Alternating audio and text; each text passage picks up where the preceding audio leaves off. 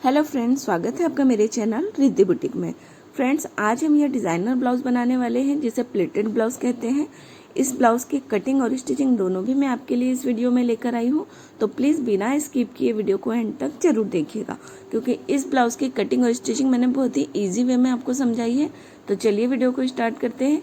तो इस ब्लाउज को बनाने के लिए कपड़ा थोड़ा सा एक्स्ट्रा लगता है, या तो आप डबल पीस ले लीजिए या फिर मीटर का कपड़ा। तो देखिए यहाँ पर मैंने एक पीस लिया हुआ है। सबसे पहले अस्तर में हम फ्रंट पार्ट की कटिंग करेंगे, तो कपड़े को हमें डबल में फोल्ड कर लेना है। बैक वाला साइड हमें अपनी तरफ रखना है। नीचे से एक सीधी लाइन ड्रॉ कर लेंगे, जिससे कि जो भी हमारा आगे पीछे कपड़ा है वो बराबर हो जाएगा। अब उसके बाद हमें अपनी लेंथ लेनी है, तो आपको जितनी भी लेंथ लेनी है उसमें आपको 1 इंच प्लस करके लेना है। यहाँ पर मुझे 13.5 इंच का तैयार चाहिए, तो 14.5 इंच पर मैं यहाँ पर मार्क करूँगी। किसी भी एक साइड से अब हमें नेक ड्रॉ करना है, तो नेक की चौड़ाई हमारी रहेगी 2.5 इंच पर। आप अपने हिसाब से कम या ज़्यादा ले सकते हैं। शोल्डर रहेंगे 5.5 इंच पर। आर्मोल हमारे यहाँ पर 6 इंच पर रहेगा, और चेस्ट साइज हमारा 9 इंच पर रहेगा। 36 इंच चेस्ट साइज के हिसाब से हमारा ब्लाउज तैयार हो रहा है, तो उसका 4th पार्ट यहाँ पर हमने 9 इंच लिया है, प्लस 2 इंच की एक्स्ट्रा मार्जिन। कमर की चौड़ाई हमारी कमर का 4th पार्ट रहेगी। यहाँ पर हम 7.5 इंच ले रहे हैं 30 इंच के हिसाब से, प्लस 2 इंच की एक्स्ट्रा मार्जिन। आप अपने हिसाब से ब्लाउज का मेजरमेंट लगा सकते हैं। अब उसके बाद कमर के और चेस्ट के मार्क को सीधी लाइन ड्रॉ करके मिला देना है। अब हमें आर्मोल की गोलाई देनी है, तो आर्मोल की गोलाई देने के लिए 1 इंच पर इस तरीके से कॉर्नर पे टेप रखेंगे और उसके बाद गोलाई दे देंगे। इस तरीके से आपको फ्रंट पार्ट का मेजरमेंट निकालना है। आपको अपने फिटिंग के हिसाब से मार्क लगाना है, बस तरीका यही रहेगा कि आपको किस फॉर्मूले से इसे निकालना है। अब यहाँ पर हमें बेल्ट ब्लाउज बनाना है, तो बेल्ट अलग करने के लिए हमें शोल्डर से 12 इंच पर इस तरीके से मार्क करना है, और उसके बाद एक सीधी लाइन ड्रॉ कर लेनी है।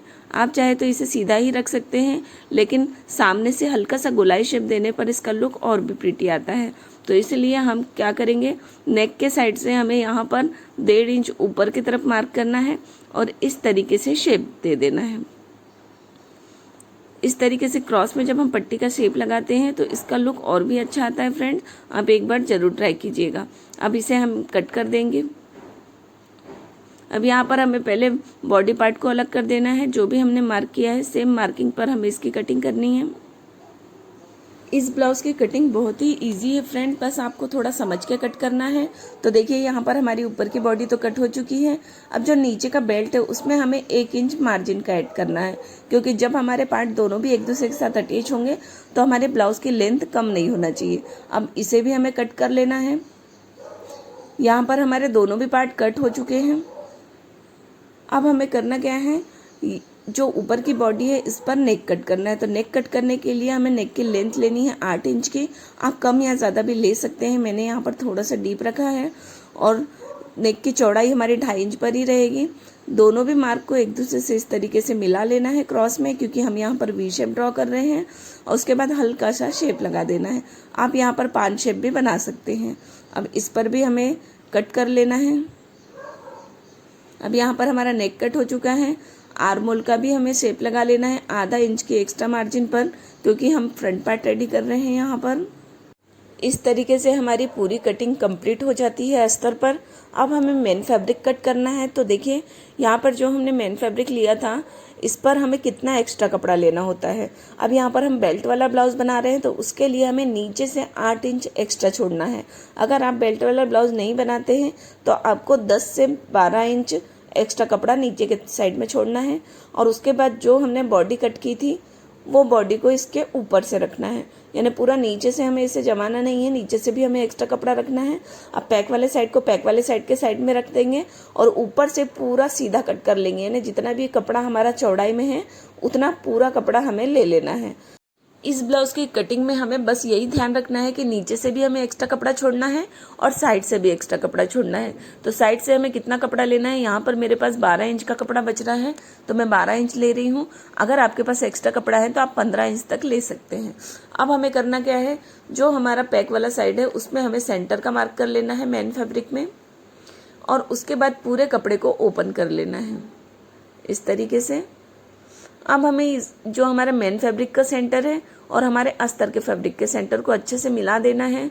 ऊपर से हमें कपड़े को बराबर ही रखना है, नीचे से भर एक्स्ट्रा रखना है और उसके बाद अच्छे से इसे सेंटर में पिन अप करने के बाद नेक की फिनिशिंग देनी है।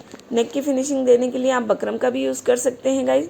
मैं यहाँ पर डायरेक्ट ही पलट ले रही हूँ क्योंकि हमारा फैब्रिक थोड़ा सा मोटा है तो अच्छे से पलट जाएगा। अगर आप पतले फैब्रिक में इसे बना रहे हैं तो आपको नेक पर बकरम का यूज़ करना है। यहाँ पर 1 पाव की मार्जिन पर हम सिलाई लगाएंगे नेक पर और उसके बाद अंदर के एक्स्ट्रा फैब्रिक को हमें कट कर लेना है। पूरे नेक में हमें छोटे छोटे कट लगा देने हैं। उसके बाद इस पर टॉप स्टिच लगा देनी है, यानी जमाव सिलाई लगा लेनी है।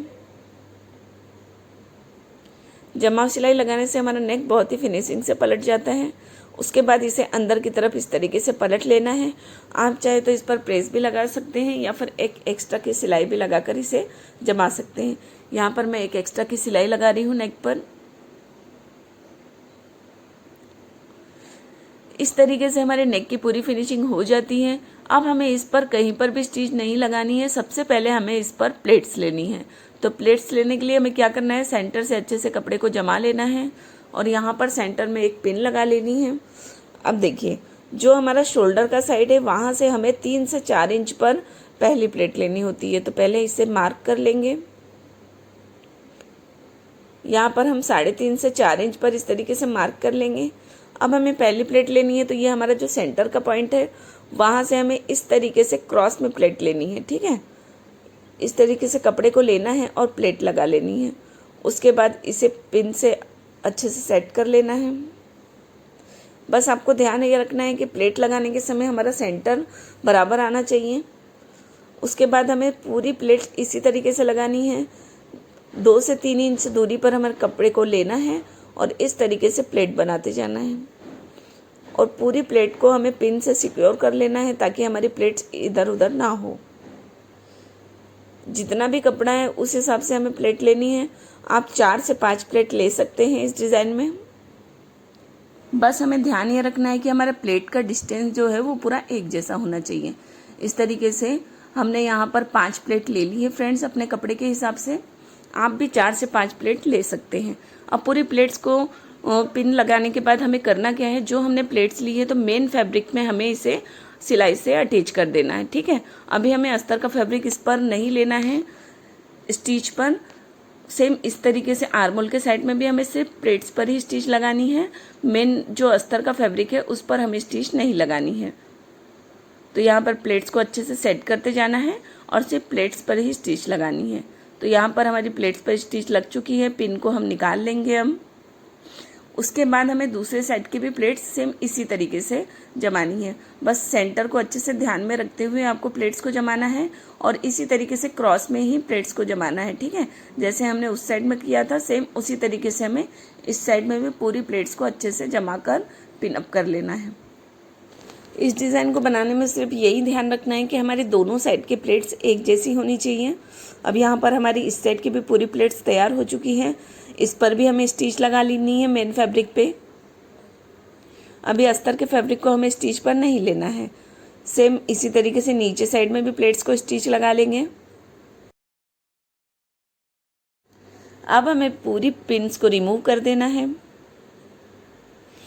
अब हमें अस्तर के फैब्रिक को मेन फैब्रिक के साथ में अटैच करना है। अभी तक के हमने इस पर स्टिच नहीं ली थी।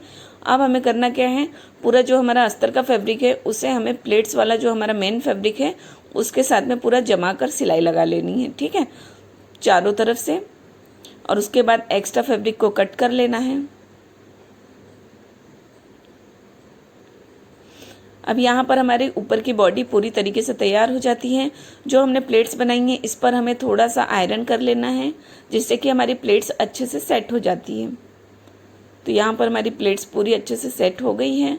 अब हमें इसका बेल्ट तैयार करना है। तो बेल्ट तैयार करने के लिए इस तरीके से अस्तर के फैब्रिक को मेन फैब्रिक के साथ में रखना है और नीचे और ऊपर दोनों साइड से हमें 1 पाव की मार्जिन पर स्टिच लगा लेनी है। जो दोनों साइड वाला कपड़ा है उसे हमें खुला ही छोड़ देना है। सिर्फ ऊपर और नीचे से स्टिच लगानी है। एक्स्ट्रा फैब्रिक को कट कर लेंगे। गोलाई के साइड में हमें छोटे छोटे कट लगा लेने हैं और जो हमने साइड में खुला वाला भाग छोड़ा था उस पर हमें नुकीली चीज़ की मदद से इसे पलट लेना है। इसे भी अच्छे से सेट कर लेंगे, पॉइंट को हमें अच्छे से निकालना है और उसके बाद इस पर भी प्रेस लगा लेंगे जिससे कि हमारा कपड़ा और अस्तर अच्छे से सेट हो जाए एक दूसरे के साथ में। अब हमें इस पर किनारे से लेस अटैच करनी है। तो देखिए यहाँ पर इस तरीके से लेस को किनारे से सेट करते जाना है और बिल्कुल किनारे से ही सिलाई लगानी है जिससे कि हमारे लेस का सिर्फ कॉर्नर दिखना चाहिए। अब यहाँ पर हमारा बेल्ट भी रेडी हो चुका है। इसे हम अब मेन फैब्रिक के साथ में यानी जो हमारी बॉडी का पार्ट है उसके साथ में अटैच कर देना है।